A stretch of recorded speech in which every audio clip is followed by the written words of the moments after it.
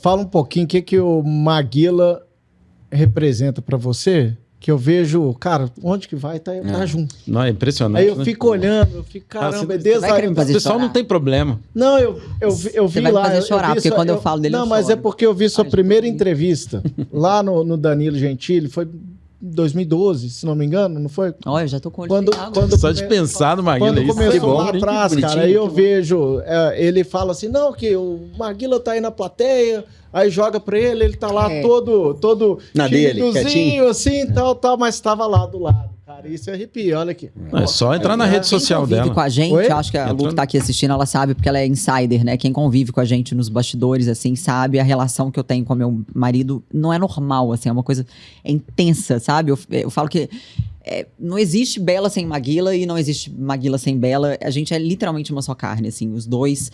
Desde sempre eu falo que o Maguila, ele é o meu Boaz, né? Pra quem lê Bíblia vai entender o que eu tô dizendo, assim. Ele foi o meu resgatador real. De um momento difícil da minha vida, né? Eu passei por uma série de coisas, assim, de relacionamentos que refletiam muito aquilo que eu tive em casa.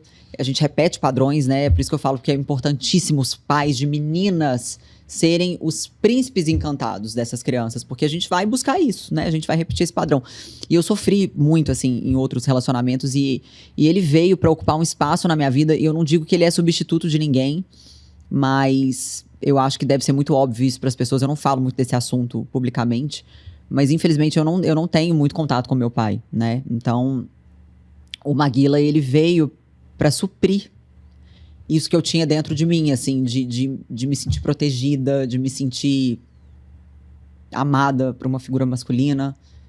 Ele veio suprir esse buraquinho que tinha ali dentro de mim, sabe? E o Maguila, ele cuida de mim com muito amor. Ele tem um cuidado, assim, uma coisa paternal comigo que é impressionante. Ninguém fala da Bela, ninguém mexe com a Bela, ninguém... E é a mesma coisa com as crianças, assim. Então, eu não imagino a minha vida sem ele. Em 2018, eu quase perdi ele. A doença autoimune que ele tem entrou em atividade, ele ficou internado 10 dias, ele perdeu 30 quilos. Eu tive que ouvir do médico, assim, né? Já não tem mais o que a gente fazer. A gente já fez todo o tratamento padrão ouro que existia, assim, pro caso dele, ele não tá respondendo. O PCR só subia, inflamação, bombando. E naquele dia eu falei, Deus, eu não sei o que o Senhor tem pra mim, mas se o Senhor me deu esse homem, eu quero ele até o final da minha vida. E a Estela tinha 3 meses na época. E eu lembro que eu fiz um jejum de 48 horas e falei, Deus, eu não vou comer. Eu vou ficar 48 horas esperando uma resposta, porque não tem de onde tirar mais, a não ser o Senhor. E aí eu lembro que eu fui pra casa, eu liguei pra minha cunhada, eu tava dormindo com ele no hospital, e falei, Cris, vem dormir com seu irmão hoje, porque eu preciso ir pra casa. E quando eu cheguei em casa, eu lembro dessa cena perfeitamente, a Estela pequenininha, deitada, assim, a gente tava na casa da minha sogra, eu não morava aqui no Brasil, apesar de que ele ficou internado aqui.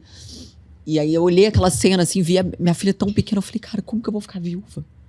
Como a filha, ela não vai conhecer o pai? Eu falei, Deus, eu não aceito isso, eu não aceito, porque o Maguila, ele sempre foi aquele homem forte, né? O sacerdote da minha casa mesmo, meu pilar, assim, minha base real.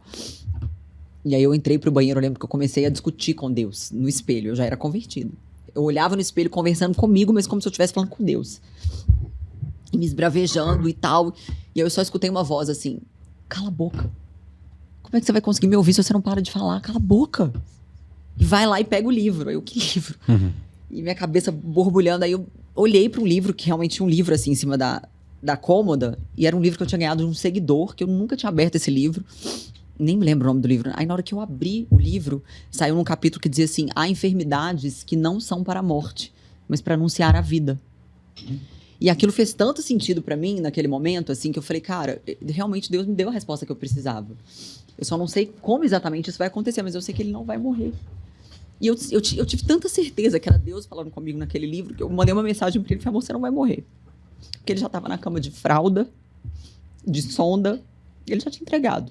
Ele não conseguia mais, assim, ele tinha tanta dor. E fraco, 30 quilos, ele tava pele e osso. E eu vendo aquela situação, eu falei, eu preciso fazer alguma coisa. Eu tava terminando meu mestrado, que era em nutrição esportiva. Eu falei, não quero mais isso. Quero estudar o intestino, eu quero entender de doenças inflamatórias, eu quero ajudar meu marido. Por isso que eu amo a nutrição, assim, né? Foi muito útil naquela época. E deitei e dormi. No dia seguinte eu acordei revigorada, assim, com uma força que nem eu entendia. Claro que eu entendi. Fui pro hospital de volta, cheguei lá, com um sorriso no rosto, falei, amor, Deus vai dar o escape. Deus falou comigo que essa enfermidade sua não é pra morte. Ele vai dar o escape. Alguma coisa vai acontecer. Passadas algumas horas eu tava recebendo muita mensagem de seguidor, porque as pessoas se comoveram, né? Na época eu não deixei de evangelizar, não deixei de falar de Jesus nem um dia nas minhas redes sociais. E a minha força vinha muito disso também, das pessoas. E aí eu abri aleatoriamente, das milhões de mensagens que tinha no meu inbox, a mensagem de um médico de São Paulo, Dr. Alexandre Carlos. Inclusive, um beijo, eu amo você. E nessa mensagem ele dizia, olha, minha sobrinha falou que você tá passando um perrengue aí com seu marido e tal. Eu quero saber, porque essa é a minha especialidade isso. Quero saber se ele já tomou o medicamento XYZ. Eu falei, não, que medicamento é esse? É um medicamento imunomodulador, né, biológico, que costuma resolver o problema. Ele já tomou. Eu falei, não faço ideia do que é isso. Onde que vende isso? Ele falou, não, isso não vende. Você tem que ir numa clínica, né, SUS, enfim. Era todo um... Eu falei, eu vou revirar essa cidade, eu vou descobrir onde que vende. E eu me responsabilizo, eu vou assinar para ele sair do hospital e tomar esse negócio. Porque, assim, foi Deus que mandou você me mandar essa mensagem. Conversei, o pessoal falou, não, acho que sim, a gente pode tentar. E tem uma janela de tempo que o paciente pode tomar esse remédio para ele ser eficaz. Depois disso, ele vai perdendo a eficácia, pelo que eu entendi. E era o último dia. Puta. Nossa, caralho. E eu saí numa corrida, minha cunhada, que é médica, que trabalha já, ela é especialista, ela é neurologista especialista em esclerose, e ela tá super acostumada, né, a receitar esse tipo de medicamento. E aí eu lembro que ele saiu do hospital que ele tava, foi pra clínica, dentro da ambulância, eu fui com ele, e ele magrinho, fraquinho. E aí a gente chegou nessa clínica, foram 7 ampolas. E aí ele tomou as 7 ampolas, e a gente ficou aguardando. Eu falei, alguma coisa vai acontecer. Falei, Deus, o Senhor me falou que ele não ia morrer, então eu tô esperando. Em 24 horas, esse homem saiu da tumba, igual Lázaro. Ele sentou na cama, comeu, ele tava comendo, comeu. Sensacional. 3 dias depois ele teve alta. É o vídeo mais lindo, assim, ele chegando, porque a Vicky era muito pequenininha. Você lembra desse vídeo, Lu? Lembro demais. Eu não posso nem lembrar, assim, porque véspera de... E aí ele vai e cai, quase cai. Era véspera de Ano Novo. E eu tinha falado pra Vicky, eu não tinha Estela ainda. Aliás, eu tinha Estela, a Estela era pequenininha. Que ele tinha ido pros Estados Unidos trazer a mudança pro Brasil.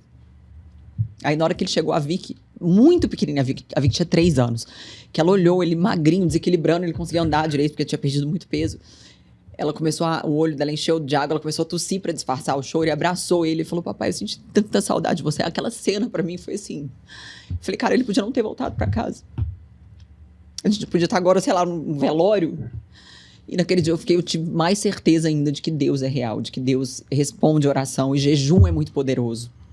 Façam jejum é muito poderoso, porque a gente enfraquece a carne para fortalecer o seu espírito, para ficar mais sensível a essa voz, né, do Espírito Santo. E ele foi melhorando cada vez mais, aí ele começou a fazer reposição hormonal, ganhou massa muscular de novo. Nunca mais ele teve nenhuma crise da doença. Para a glória de Deus, ele está em remissão. Amém. Há 7 anos. Então, assim, o Maguila, pra mim, se você me perguntar, o Maguila, depois de Deus, ele é tudo, assim, tudo mesmo. Eu não imagino a minha vida sem ele, eu falo muito com ele isso, assim, que é pra gente se cuidar, fazer atividade física, pra gente ficar velhinho junto e poder viajar e curtir a vida depois que as meninas crescerem. Mas, realmente, assim, eu acho que eu amo ele muito intensamente. Eu amo ele muito intensamente, talvez até mais do que uma esposa comum a Maria, né? Porque eu tenho um amor fraternal por ele, né? Ele é meu irmão em Cristo, ele também se converteu.